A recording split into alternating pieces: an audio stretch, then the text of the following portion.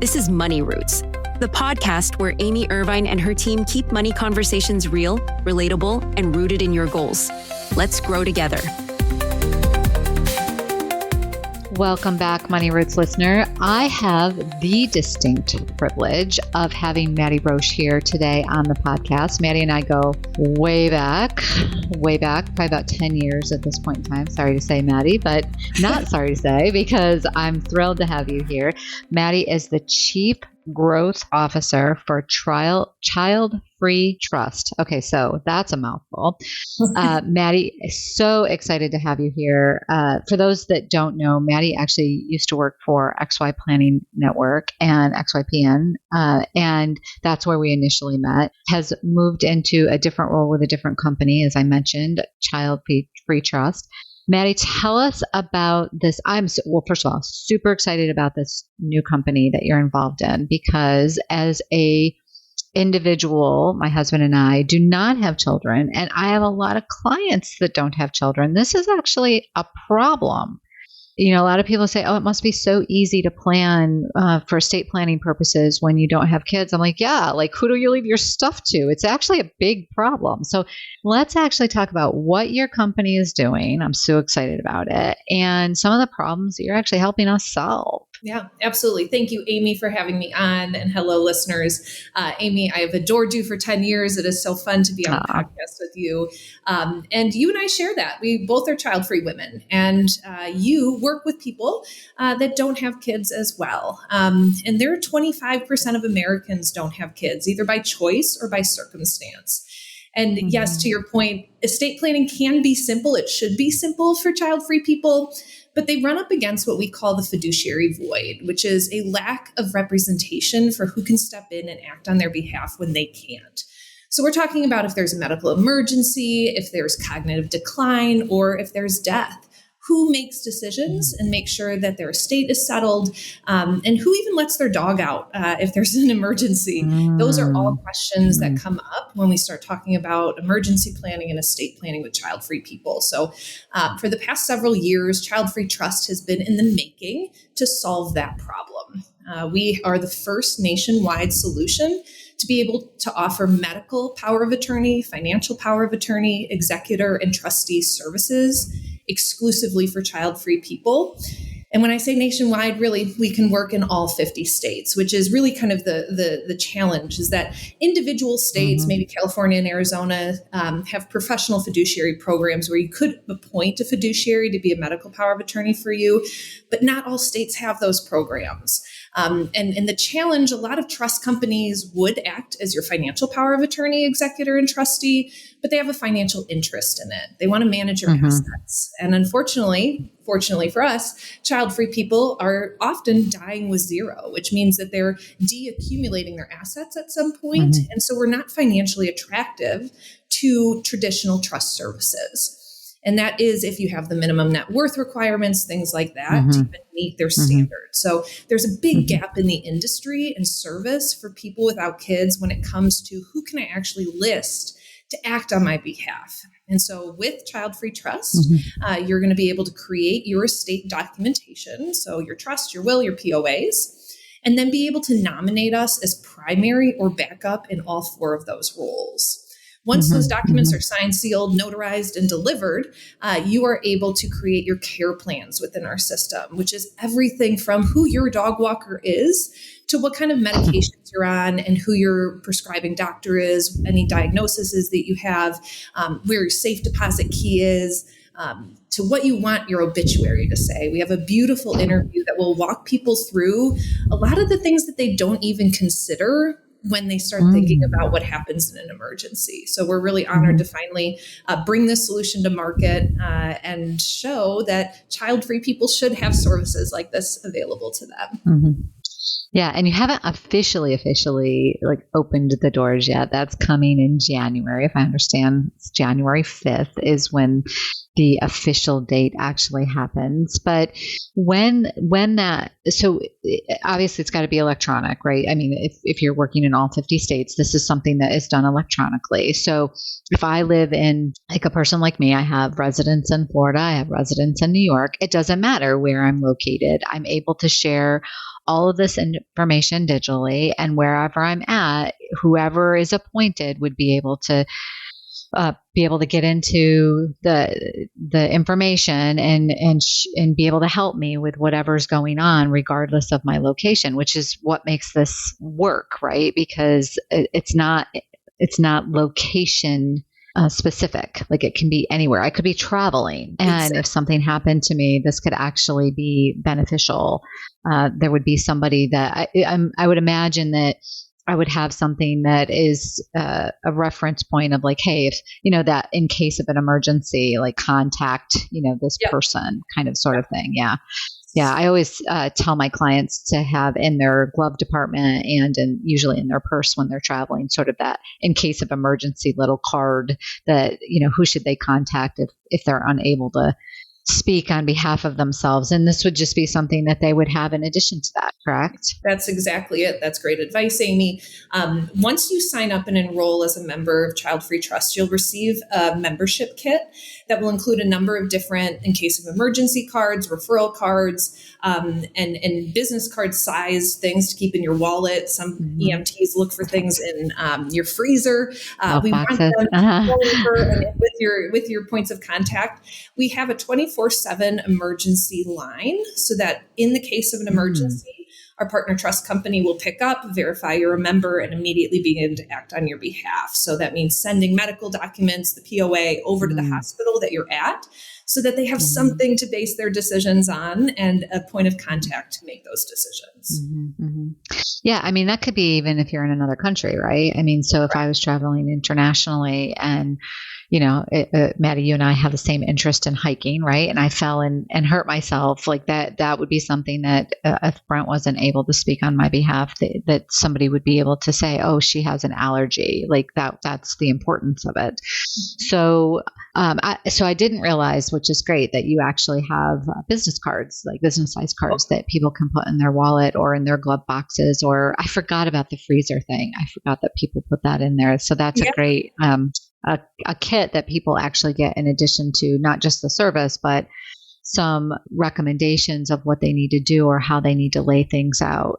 And unlike when people have children, so usually if they, if we're dealing with couples that do have children, we say, okay, make sure your children know where you keep your important documents. Well, when you don't have children, we usually say, well, make sure a family member or whoever your power of attorney, whoever your healthcare proxy is, whoever, you're assigning in that role, make sure that they have those documentation or that documentation.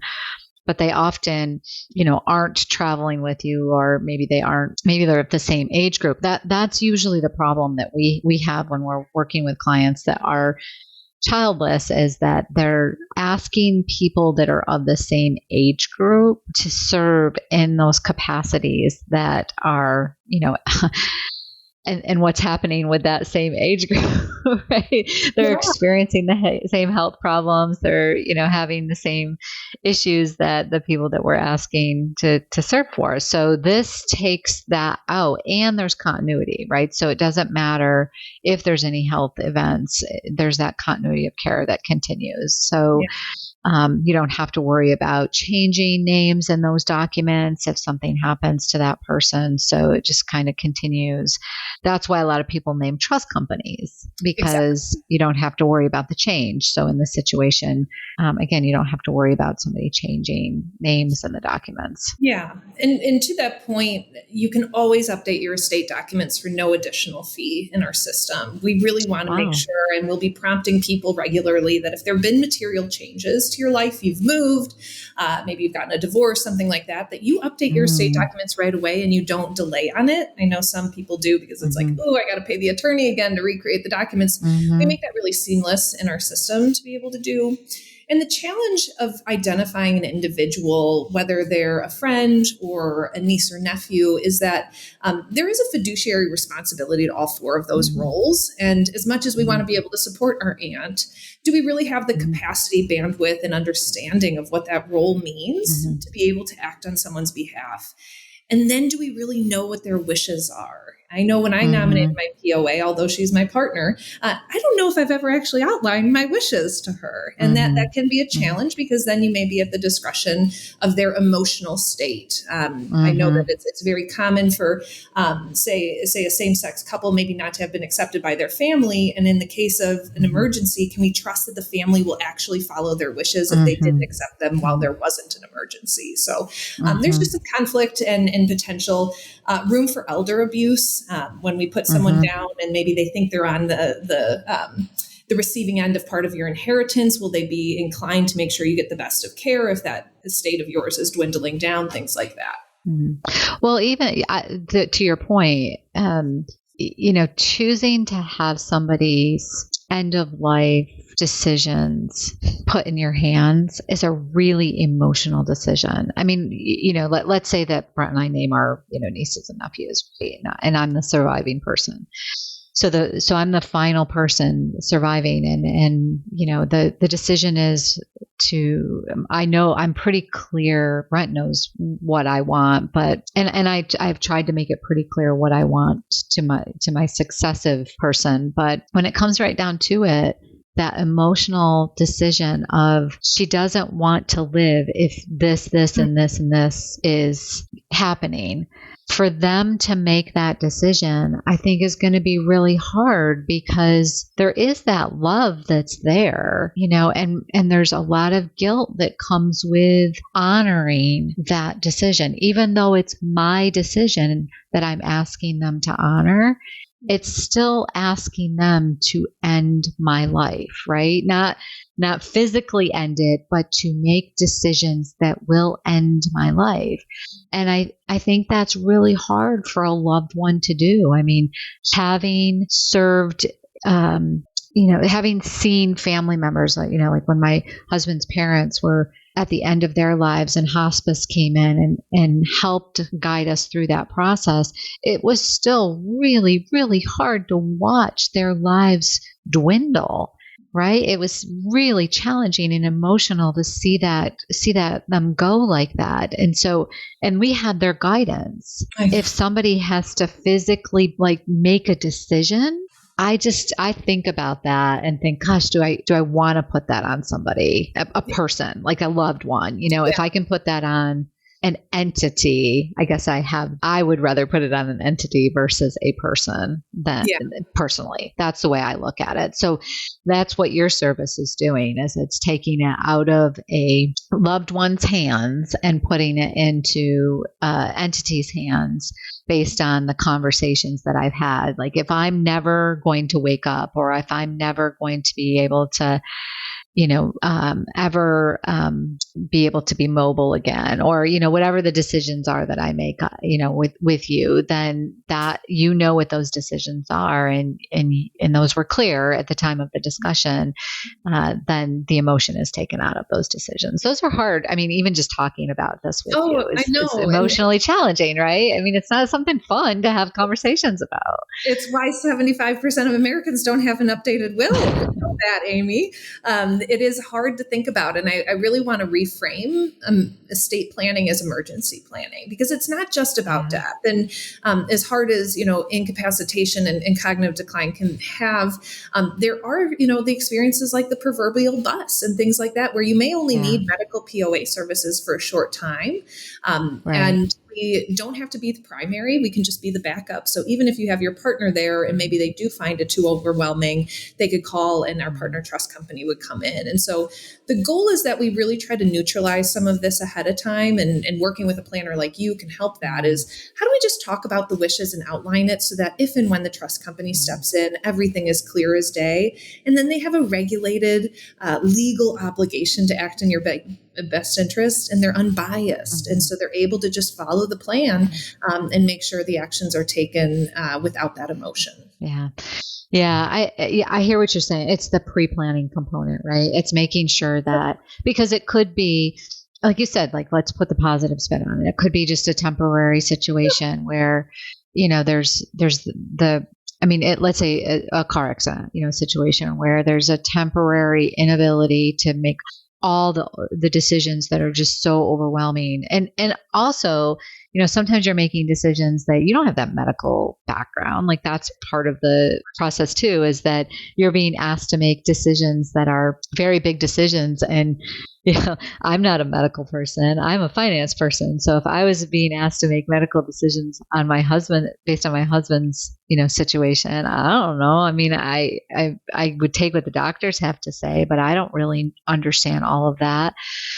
I would try, but boy, if I had somebody I could ask to step in and maybe be a third party to say, hey, my emotional state of mind, because my husband's laying here right now, isn't the best. Maybe you could step in and actually be that person serving in that capacity right now, because my emotional state of mind isn't there. I'm just not clearly making decisions. Stress is a inhibitor, right? So I just need that support right now. So, I mean, that could be another good way to sort of pre-plan and think ahead.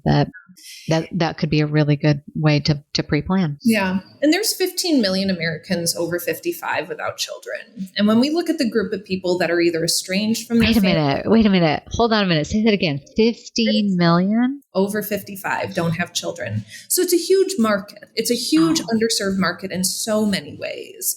But then when we add the components of, are they estranged from family? Do they live within 5 hours of that family? We're still left with over 2 million people that are in dire need of this kind of service. So there may be people who are like, I maybe have my niece to act as this and maybe this.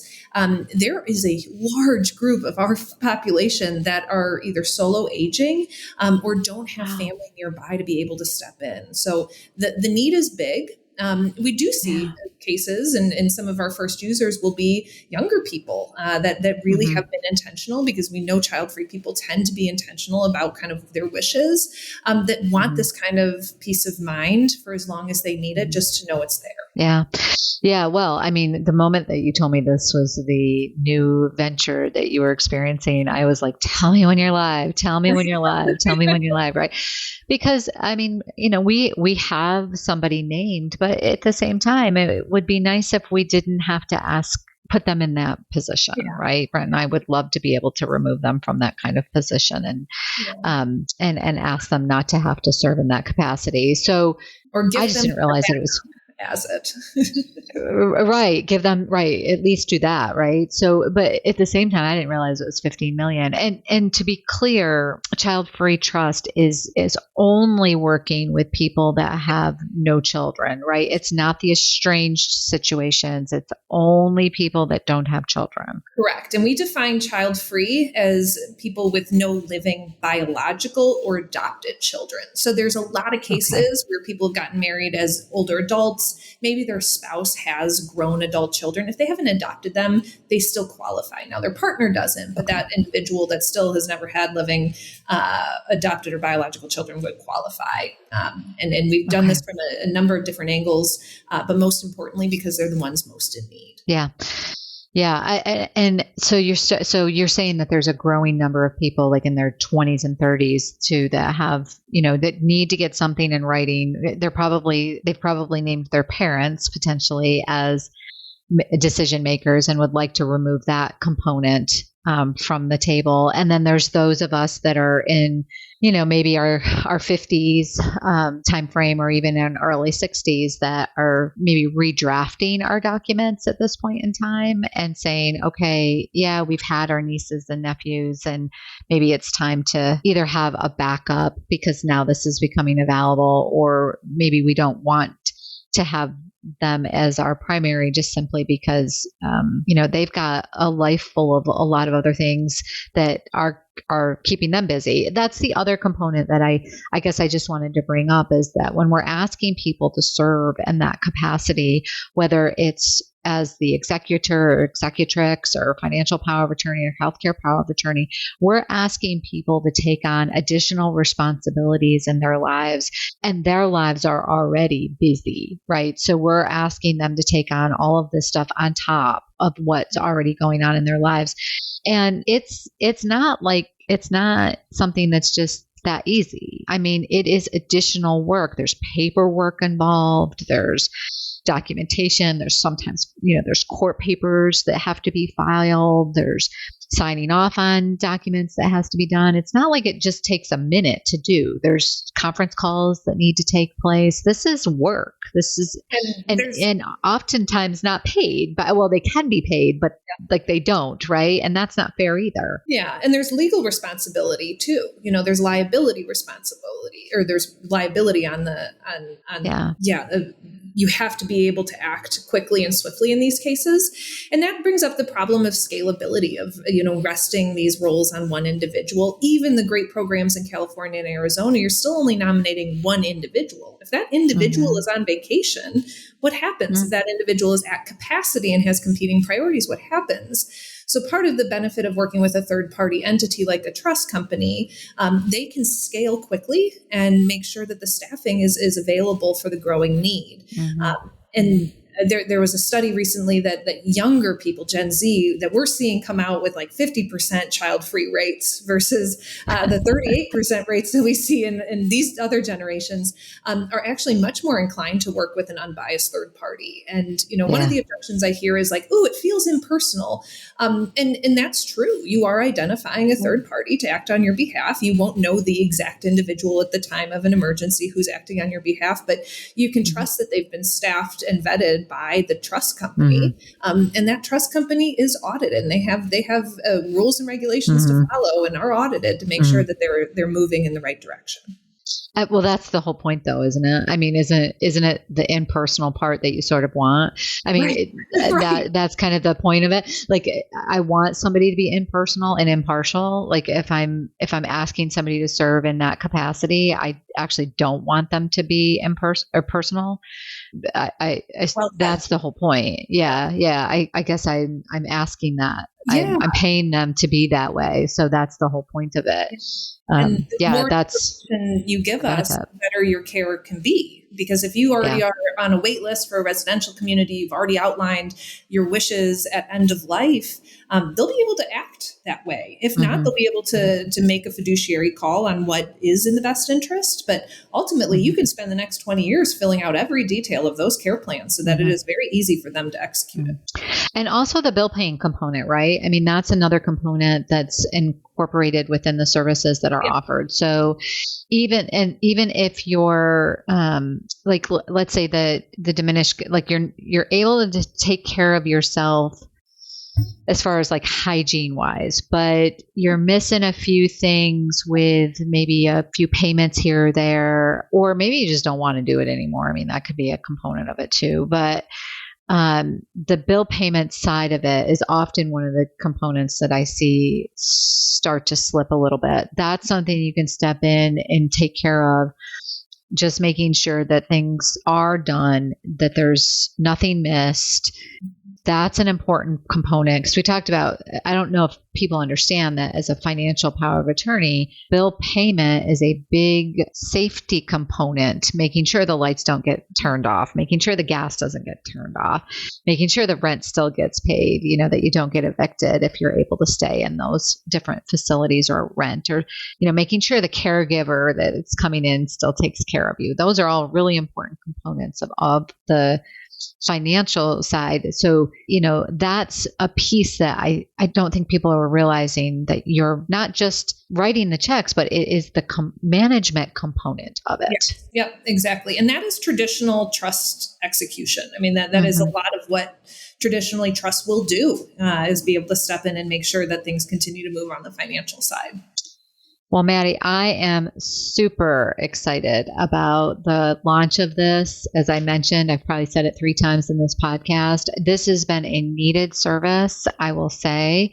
And I've been bragging this up to several clients that this is going to be something that's launched. Brent and I have been talking about it. I can't wait to hear more and hear that it goes live. And I know we'll be in touch after the go date, as we say. And I'll put a link to the website in the show notes so that people can, learn more about it. And then after it's actually live, I'll put a note in our newsletter so that anybody that wants to learn more about it specifically, they'll have some information. And of course, any of our clients that are listeners that it would be applicable to, we'll be bringing it up in meetings with them. But I just want to say thank you so much. Is there anything that I didn't ask you that you think is important for us to be sharing today on this podcast? No, I appreciate the conversation. I'm so passionate about this because it's such an area that's ripe for education and encouragement to kind of rebrand estate planning into something that's less scary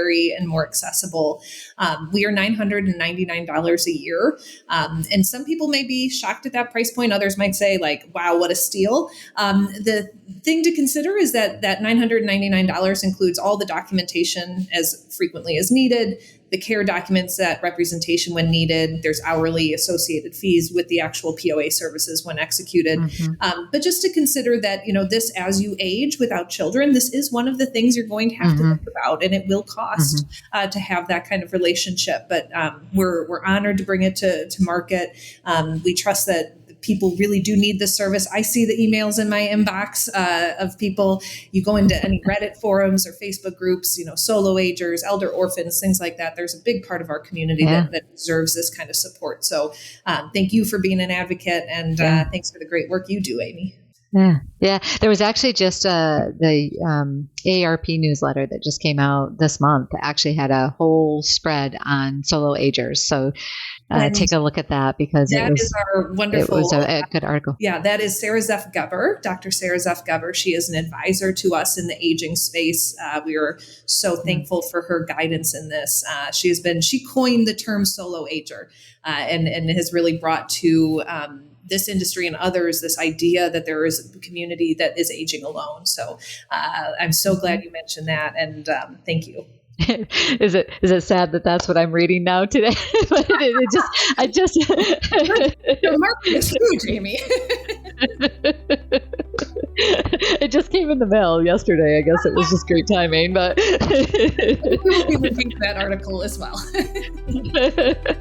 Well, again, thank you so much, Maddy, for being on the show. I really appreciate it, and keep us posted as things progress. Okay? I will. Thank you, Amy. So appreciate it. Thanks for listening to Money Roots. Until next time, keep your finances grounded and your future growing.